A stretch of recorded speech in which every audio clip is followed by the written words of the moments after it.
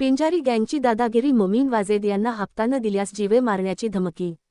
बीड प्रतिनिधी. बीड येथील मोमीन वाजेद गुलाम हुसेन हे गेल्या 20 वर्षापासून न्यू सहारा स्क्रॅप मार्ट या नावाने भंगार खरेदी विक्रीचे दुकान आहे.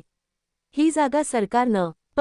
च्या मालकीची असून या जागेचे भाडे दादागिरी करून हाजी मकसूद अहमद पिंजारी, तय्यब मकसूद पिंजारी, जमीर पिंजारी, दानिश पिंजारी, राहणार मरियन नगर, बार्शी रोड, बीड येथील झोपडपट्टी गुंड, दादा, भाई, डॉन यांनी मोमीन वाजेद गुलाम हुसेन यांच्या भंगार दुकानाचे सामान फेकून देऊन मारहाण केली.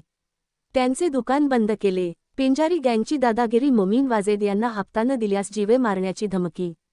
मोमीन वाजेद हे सध्या भेदरले असून न्यायाच्या प्रतीक्षेत आहेत. त्यांच्यावर अनेक दिवस उपासमार केली. अशा गुंडांना वेळीच बंदोबस्त केला पाहिजे. सरकारच्या जागेवर आपला हक्क दाखविणे, लोकांना धमकविणे, मारहाण करणे. मोमीन वाजेद गुलाम हुसेन यांनी गेल्या 15 वर्षापासून लाईट बिल भरत आहेत. नगरपालिकेचा टॅक्स भरत आहेत. टीव्हीएस शोरूमजवळ बिदुसरा नदी काठावर आपली कुटुंबातील लोकांचे जीवन जगत आहेत.